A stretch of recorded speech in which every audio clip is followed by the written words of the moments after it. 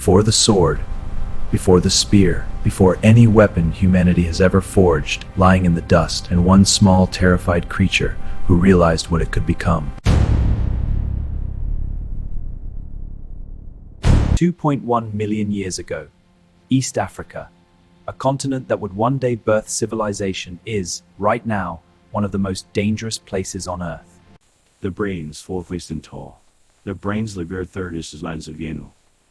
They have no fire, and they are by almost every stumbled into prey. The predators here are unlike anything alive today.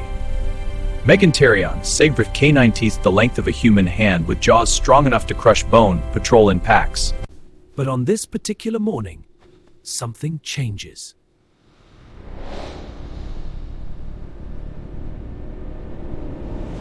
We don't know his name. We never will.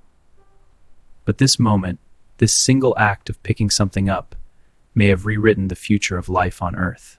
The ivory itself came from giants. Dinotherium.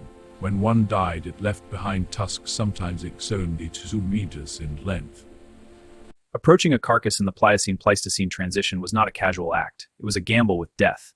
Other carnivores treated a dead mega-herbivore as a banquet table that they owned, and they would kill to defend it. This is the Crucible, not a laboratory, not a workshop. The weapon was born in a moment of pure animal terror. One hominid, cornered against a rock face, Rhea stops and then backs away. For just a moment, the smallest creature on the savannah had made the largest predator think twice. Picking up a rock and throwing it, that's instinct. Even chimpanzees do it. But carrying a tusk fragment back to camp, keeping it, returning with it the next day, that is something else. That is the beginning of planning. Ivory, it turns out, is remarkable, denser than wood, more durable than most bone, and when fractured correctly, it produces edges, not as sharp as flint, but sharp enough to matter. The first weapons were almost certainly not made for hunting. They were made because other creatures, including perhaps other hominids, were trying to kill the people who held them.